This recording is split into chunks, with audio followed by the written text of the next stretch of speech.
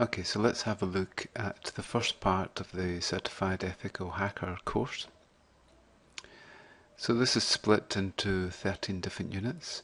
This unit will focus on the business aspects of pen testing. Then from here we'll look at technical foundations of hacking, footprinting and scanning, enumeration and system hacking, Linux and automated security assessment tools, Trojans and backdoors, sniffers, session hijacks and denial of service, web server hacking, web applications and database attacks, wireless technologies, security and attacks, IDS firewalls and honeypots, buffer overflows, viruses and worms, cryptography attacks and defenses, and then finally social engineering and physical attacks. And basically what we have is that we have certain roles. We have Bob and Alice, and Bob and Alice want to be able to communicate together and keep their conversations private from the intruder, or the hacker in this case, who is Eve. Often Alice and Bob want to be able to identify each other, so we can have another role called Trent, and Trent is a trusted third party identity. Okay, so let's look at the first part, the first unit, into the business aspects of pen testing. Okay, so in this unit we'll look at the basic security triad, which is confidentiality, integrity and availability. We'll try and define some of the things to do with ethical hacking and list some of the key elements related to security. We'll also describe some ethical hackers and the basic duties, along with modes of ethical hacking, some test deliverables, and the laws related to computer crimes.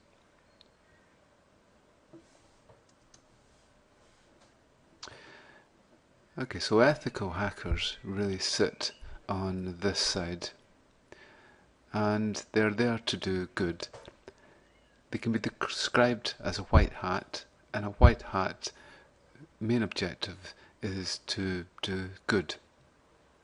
A black hat, on the other hand, has malicious intents. And sometimes someone can be a white hat, and other times they could be a black hat, so they are defined as grey hats. So there's been a history of people who have been black hats in the past, and now who are doing some good, and they are now protecting systems. Some of the other roles that we might see is a cracker, who are motivated by financial gain, and they typically have some criminal intent. We have script kiddies, and script kiddies often do not have a strong technical background and are using standard tools to be able to attack systems. These types of intruders are often the easiest to defend against, in that many of the defense systems know how these tools actually work. We can have a software cracker, and they often try to reverse engineer applications, such as cracking well-known applications, and to determine the code. From there they can actually implement some sort of backdoor or to breach license conditions. We can have phreakers, and phreakers are intruders who hack the telephone systems in order to possibly not pay for any telephone calls and so on. We can have a hacktivist, who tend to have political agendas. And then we can have a whacker, who focus on wireless LANs.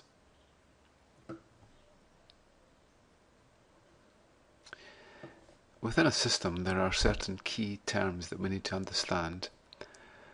The key one that we have is a risk, and a risk relates to the likelihood that the occurrence of something that could do some sort of harm or damage to a system. So a typical risk might be the loss of power, or a risk might relate to a hurricane happening. Then we have the term threat, and that is something that could cause the actual harm or damage to some form of asset which the organisation will own. So this could be computer systems, or it could be data, or it could even be the people employed within inside the company. So these threats typically look at exploiting some sort of vulnerability within the system, and that is generally defined as a weakness, an overall weakness within inside the system. For this, there needs to be an exploit which will then take advantage of the vulnerability in the system. So what we have in terms of ethical hacking is that we have the white hat who will then do an evaluation of the security of the system. To do this, they typically use an evaluator from outside and then some form of evaluation software. So as we'll see, this could include Nmap, hping, Nessus, and so on. These are automated vulnerability assessment tools. So they're typically a target of interest, so it might be a server, it might be a whole network infrastructure, or it could be even firewalls. And the white hat will then craft packets which will be able to assess the target of evaluation. This can include a white box test, and this is where there is extensive knowledge of the target of interest. We can have grey box testing, and this is where we only have partial knowledge of the actual target of evaluation. And then finally we have black box testing, which has no knowledge of the target of interest.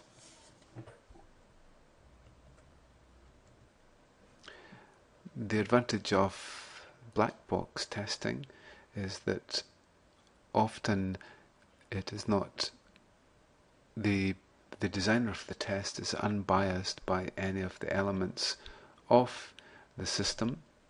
The tester also has no prior knowledge of the system, therefore has no general preset ideas about what to expect, and would obviously look at the system in the same way as an intruder possibly would into the system. Unfortunately, black box testing takes much more time to perform the security testing. It's also generally more expensive than the other methods, and it often only focuses on what external attackers will generally see. As has been shown in the past, many systems are weak because they are attacked by insiders. So black box testing is often done outside the network. So in terms of the defences that we are trying to assess, we might have an intrusion detection system such as Snort, we have firewalls, and we can have servers.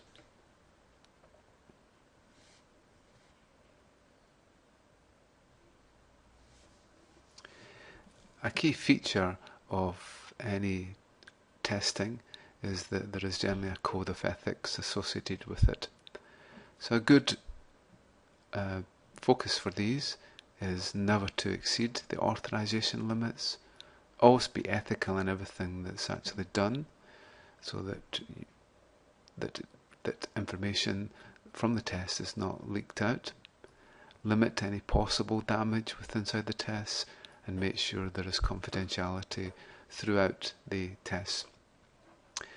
So often we go through three main phases within a pen test.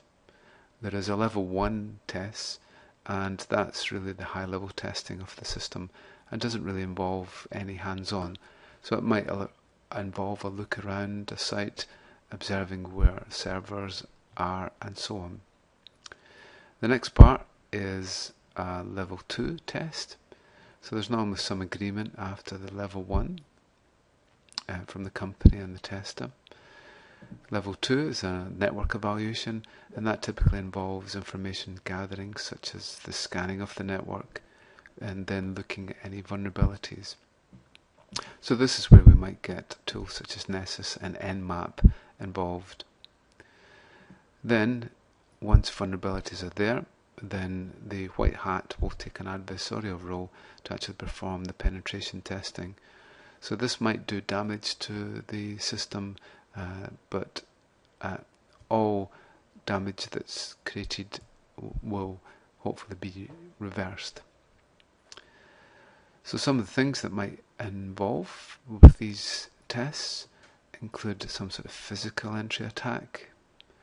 We might get a stolen equipment attack, such as taking servers and computers away.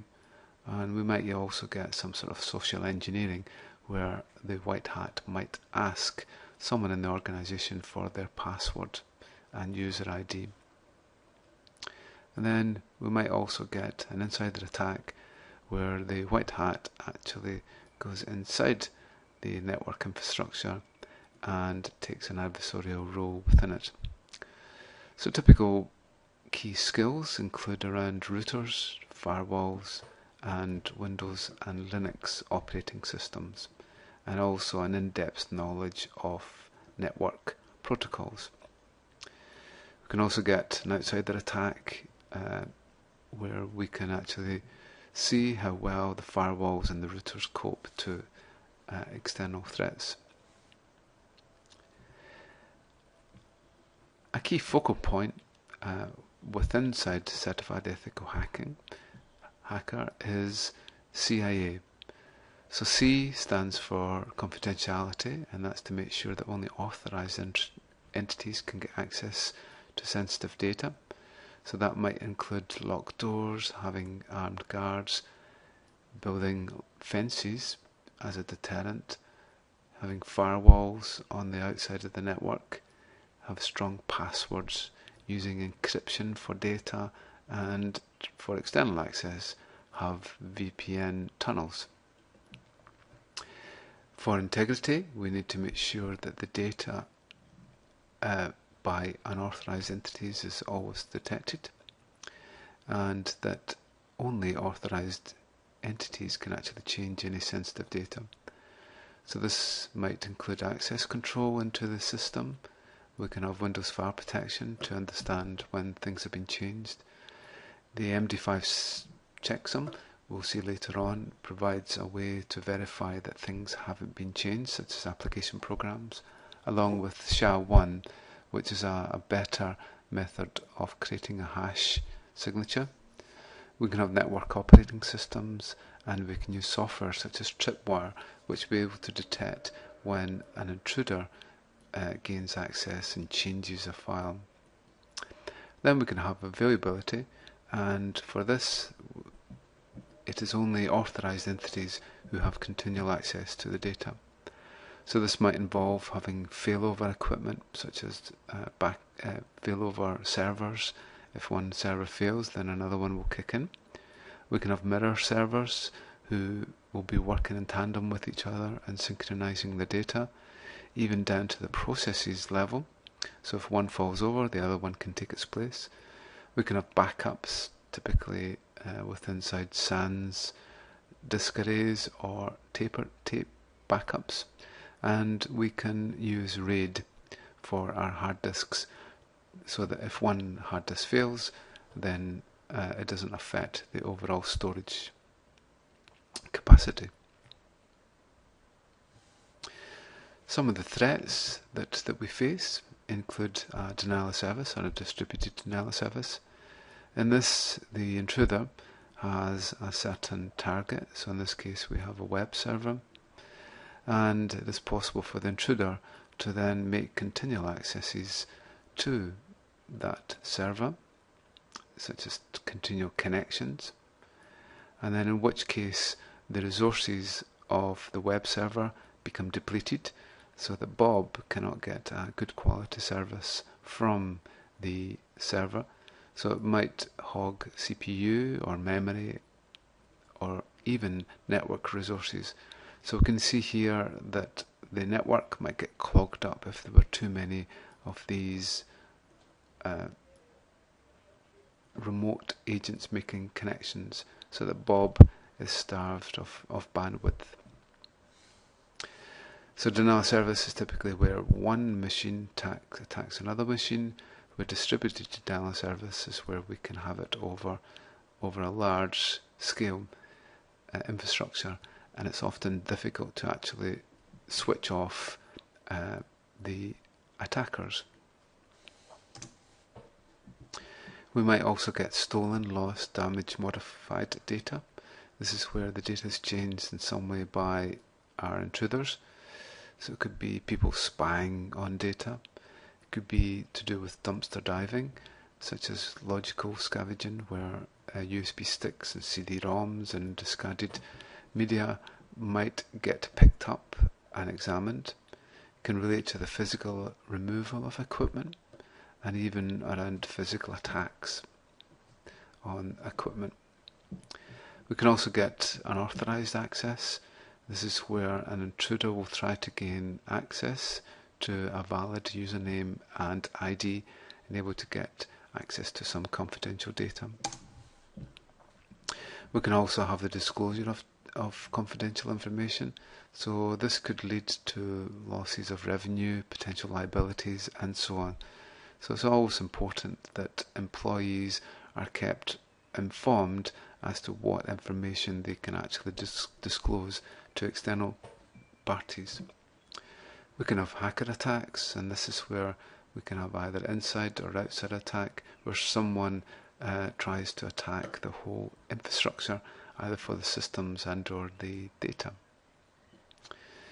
Viruses are an obvious problem, and a virus is typically is a program which self-replicates itself. And we can also have worms, and a worm will try to use up the resources of the system or systems that it's used on.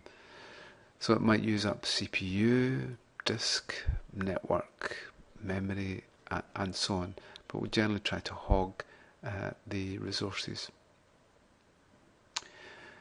A growing threat is cyber-terrorism, and that's attacks on national infrastructures.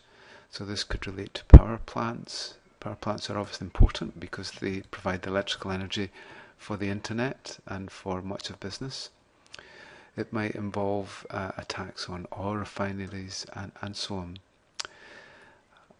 Another threat is around natural disasters, including storms, hurricanes, fires, floods, earthquakes, and all other natural events. Some of the things that might be vulnerable inside a system include the application software itself, and those are the programs that actually run on the system, typically within an operating system. The operating system itself could be vulnerable to certain types of attacks, in this case Windows and Ubuntu here. We can also have configuration files inside the system which will set up devices and the system itself. These could be vulnerable to attack. And the general firmware, which is the software that's stored within a ROM, which is loaded when the system starts up. Typically we also have software patches which will try to fix and update our application software, our operating systems, and even inside our firmware.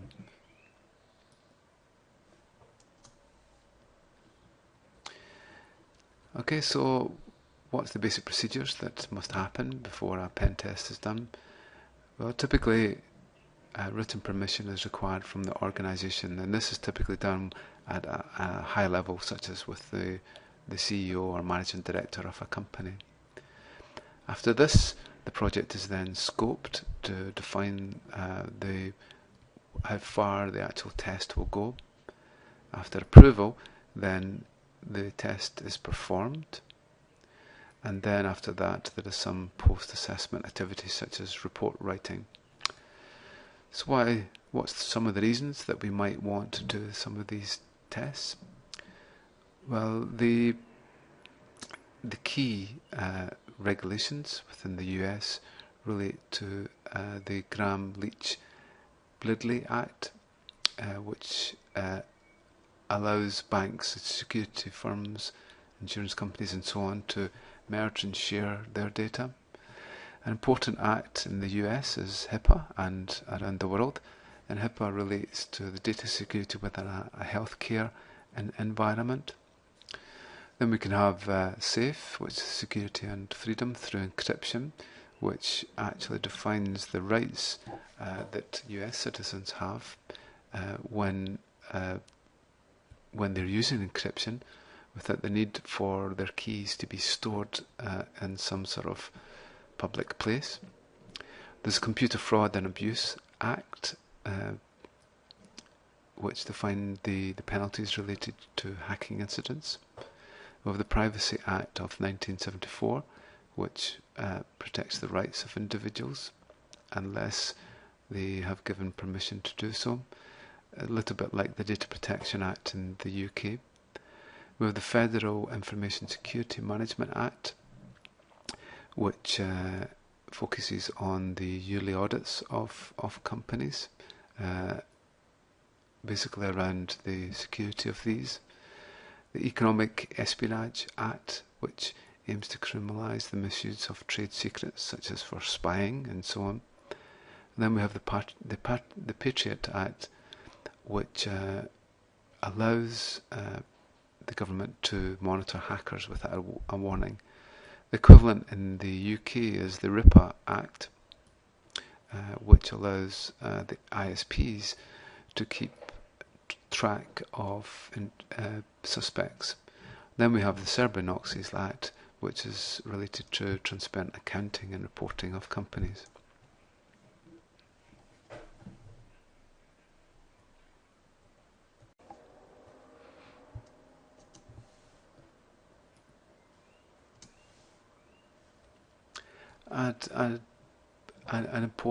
Another important standard related to security started life with inside the UK as a BS standard, but has now been standardised on an international basis as ISO 27001 and ISO 27002. This focuses on key areas related to security, such as business continuity planning, and it's to make sure that that there is some form of procedures that will protect the basic critical business processes. So this might relate to a serious fire or a hurricane and so on, and make sure that the company has some sort of continuity in these events. We can have access control, which actually defines the nature of which access is allowed within inside the organisation, such as detecting unauthorised activities and preventing them too.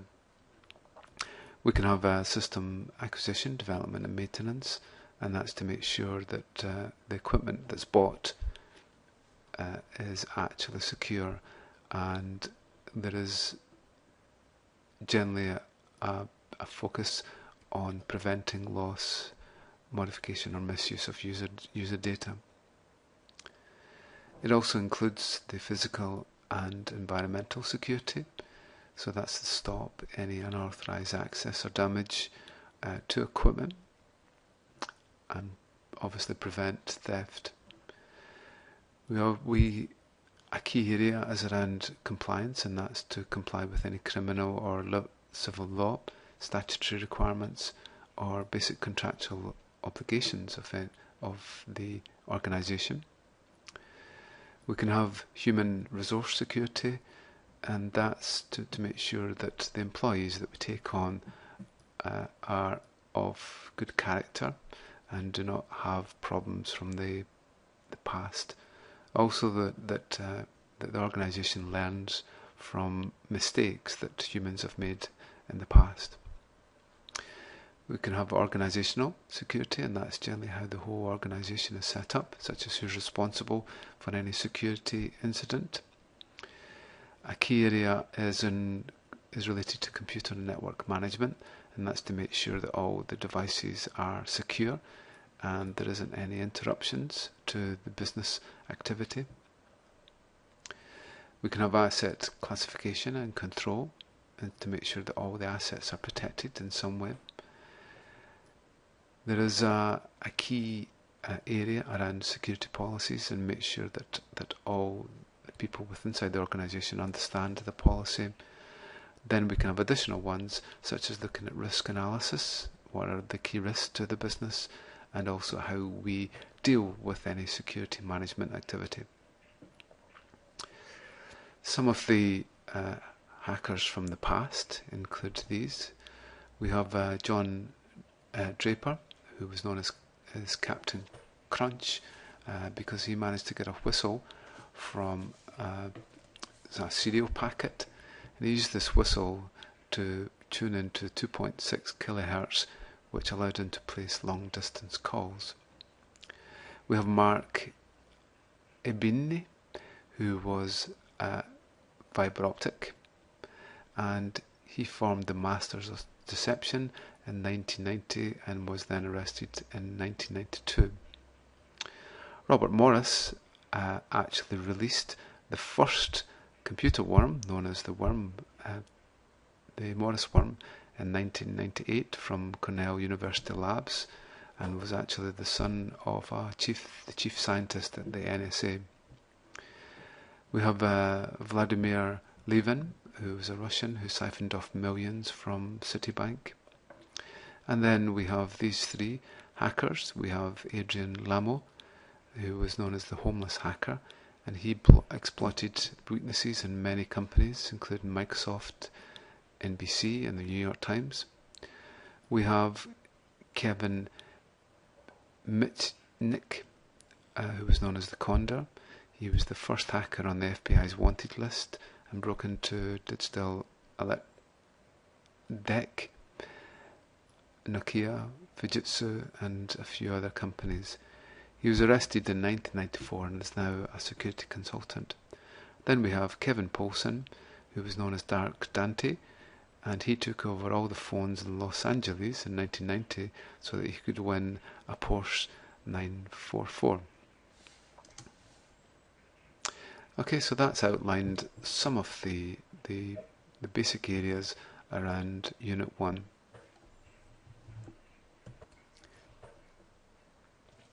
Okay, so let's now go and take one of the tests.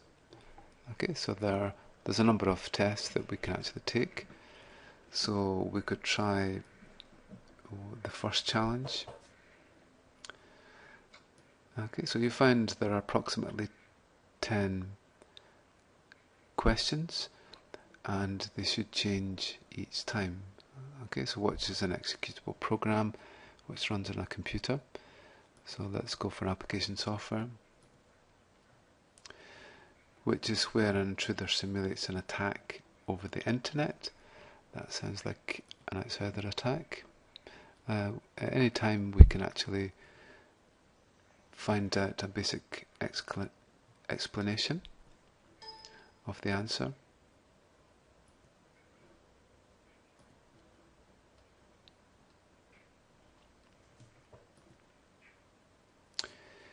Okay, which can be defined as the best definition of confidentiality. So we want to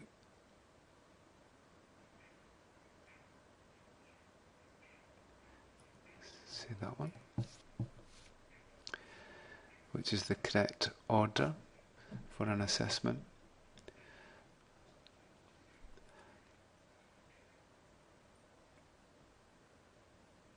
So passive information gathering is really the first thing that we would do. So an ethical hacker is a white hat. And which regulations respects the rights of the individual unless permission is given. Sounds like the Privacy Act. For integrity,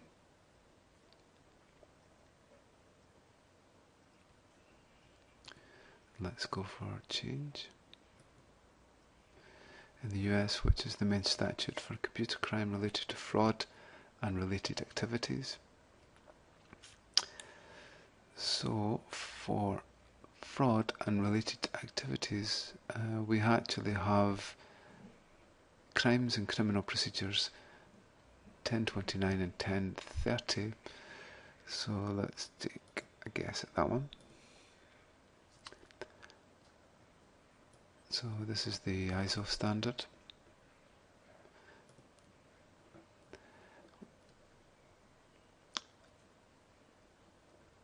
So questions for the ethical hacker: what's the budget?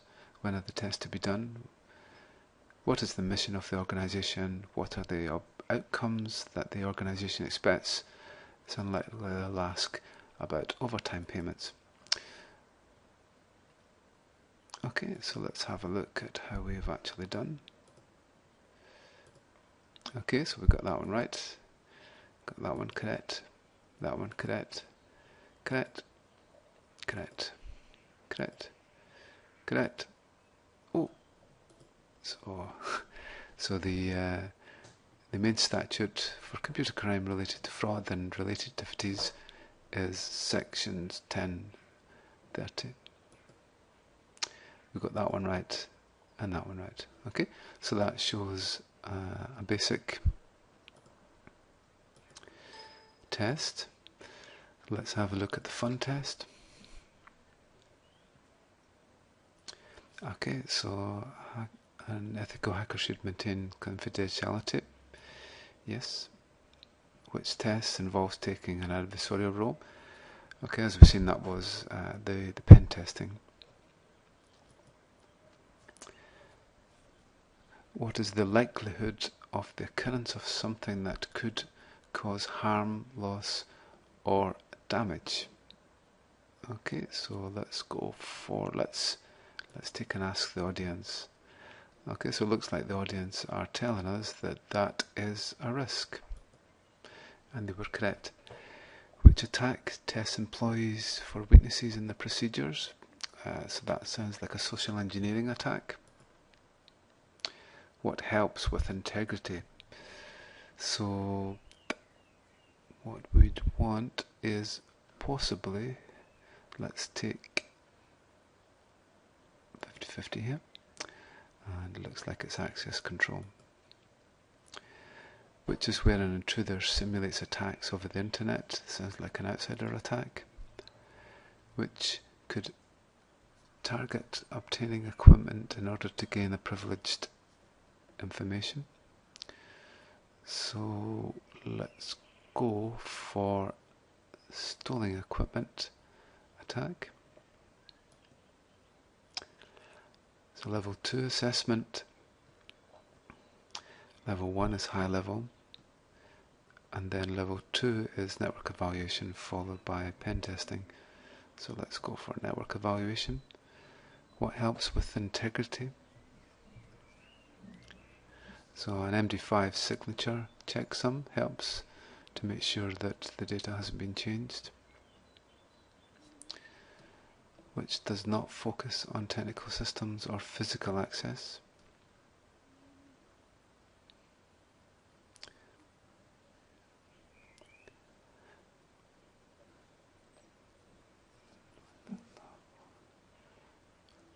Or on physical access.